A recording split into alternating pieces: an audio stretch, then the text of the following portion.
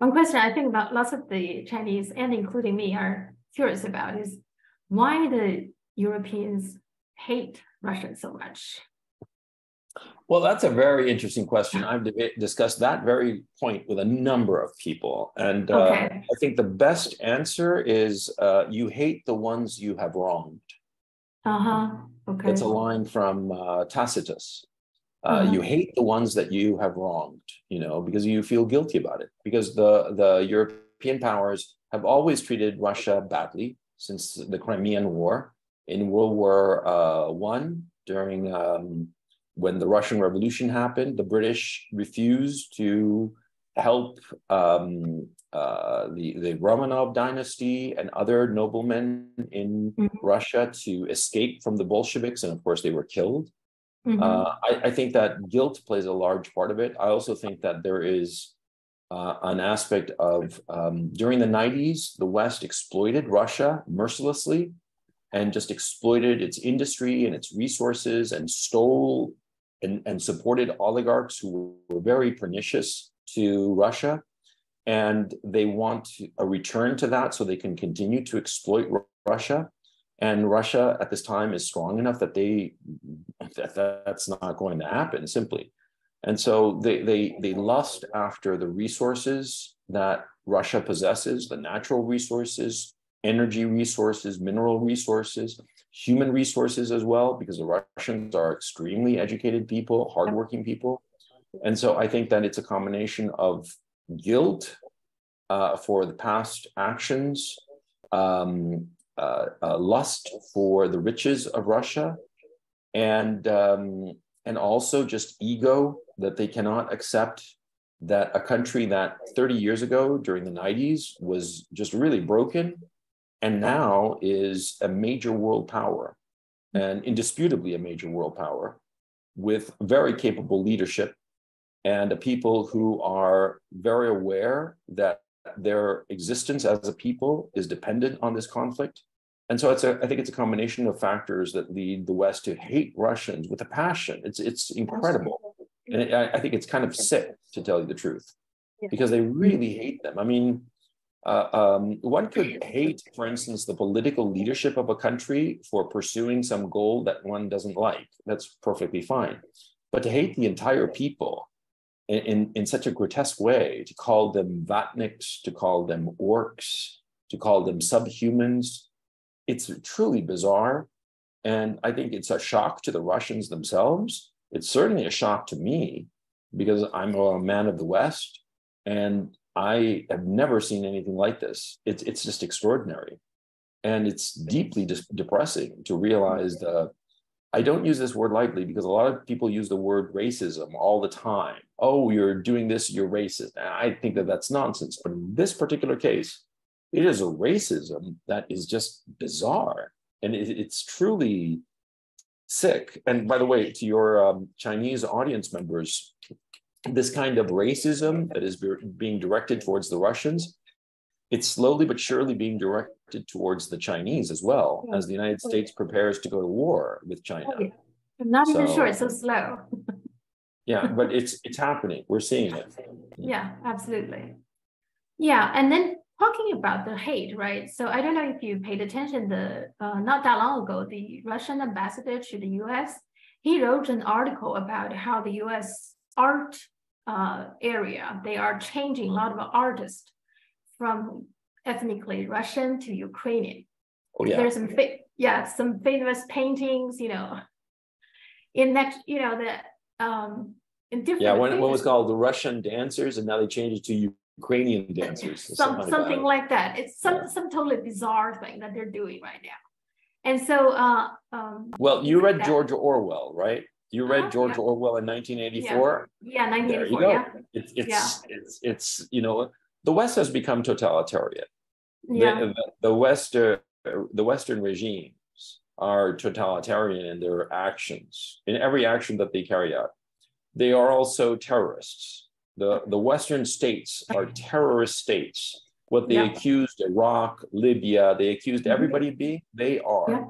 The destruction of the Nord Stream bombing, for instance, the destruction of Nord Stream pipeline. That was an act of state-sponsored terrorism. the assassinations of Suleiman in Iran, for instance. All of this just shows that the Western regimes have gone insane. And I think that the Chinese and the Russians are playing the game very cleverly because they are being patient, slow, incremental. I think that that is the way to defeat this insanity of the West, because you have to keep in mind something, that the American economy, the Western economies in general, are extraordinarily fragile. They're falling apart, really. In terms of internal infrastructure in the United States, it is a complete disaster. In terms of Europe, they're a broken people insofar as their economies are concerned, and the Americans are even in worse shape.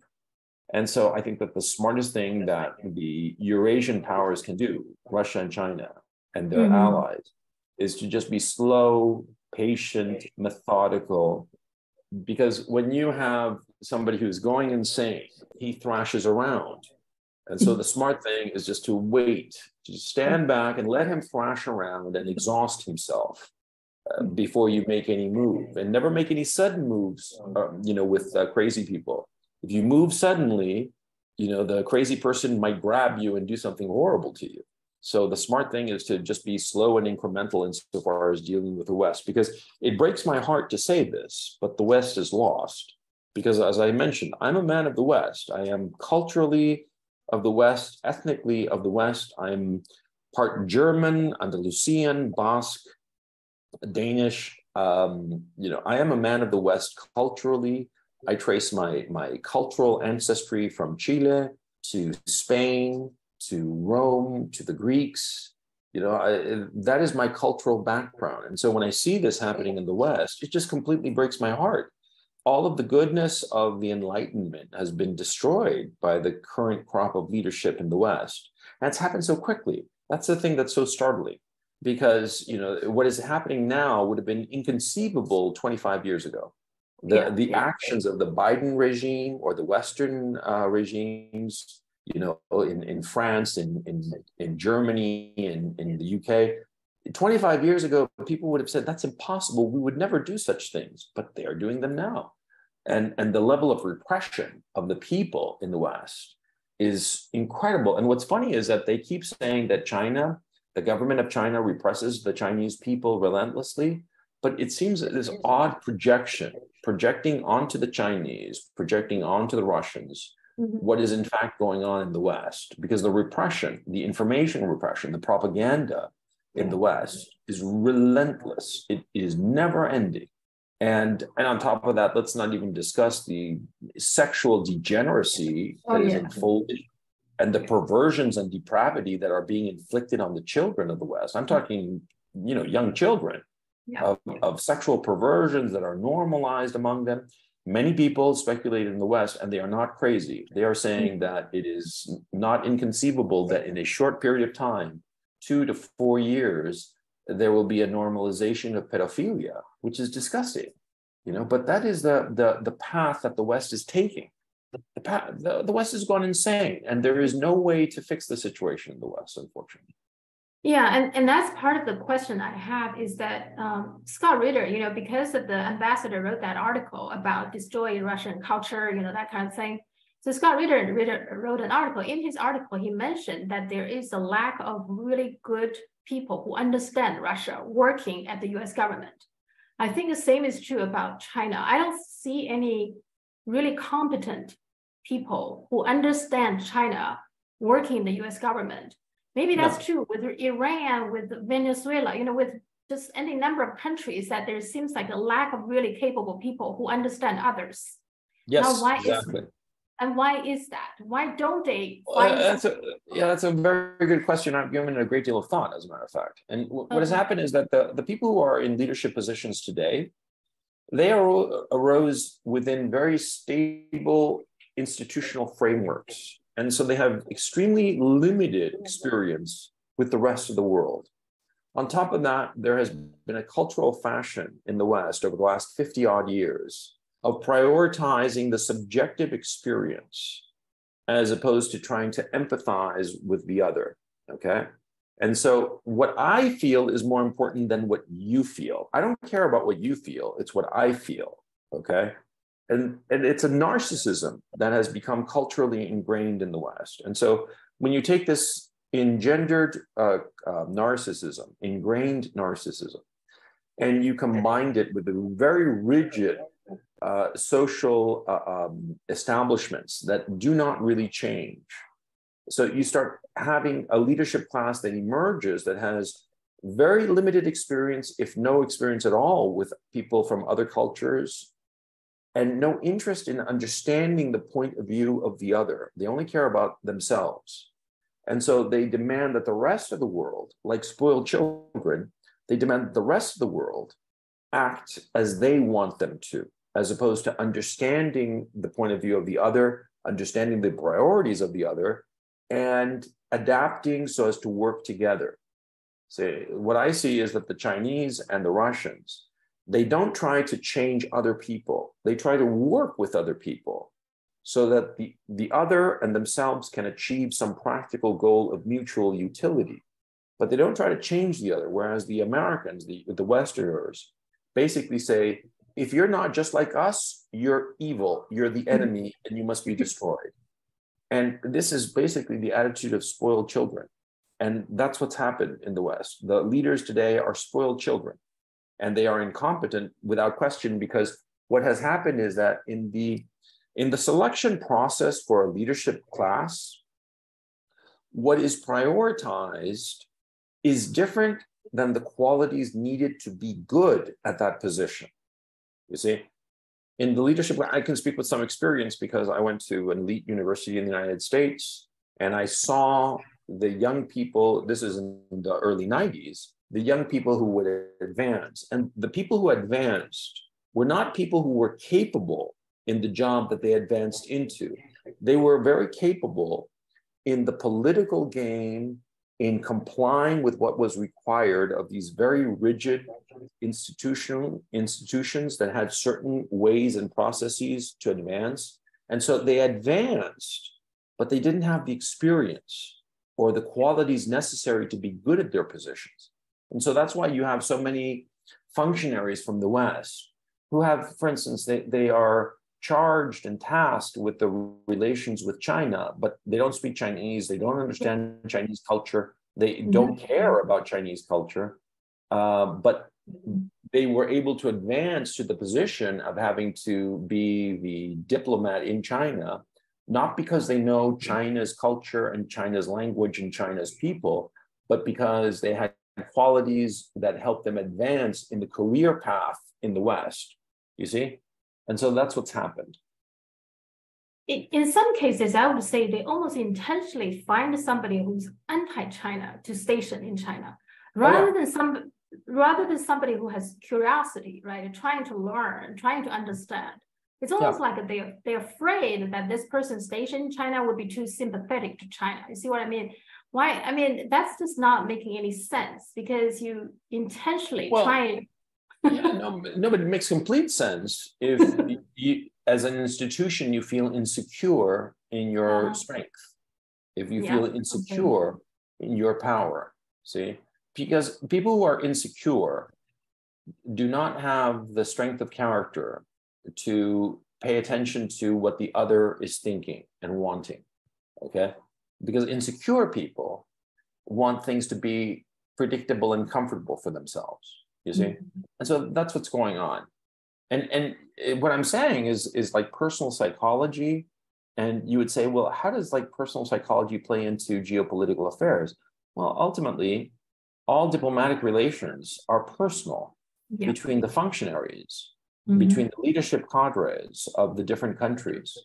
And so you have to pay attention to the psychology of the people in the leadership positions. And what is it that drove them forward? And why is it that they are in positions of leadership? And why are they acting as they do? You have to pay attention to the personal psychology of these people as a class. And see, when you start looking at it from that point of view and understanding that the pressures that these functionaries in the West had in order to succeed were not the pressures that would bring out the best people, but rather the people who were most compliant, most willing to go along with an established ideology. And at this time, there is an anti-China ideology. And so, of course, the people who advance are the people who say, yes, of course, we will follow this anti-China ideology. We're not going to pay attention to China. We're not going to try to understand China or the Chinese people or their concerns or their ambitions. We're just going to follow along with our ideology, however divorced from reality it might happen to be, which is what's happening in the West. And that's why you in China and people in Russia, they come across representatives from the West who openly hate them.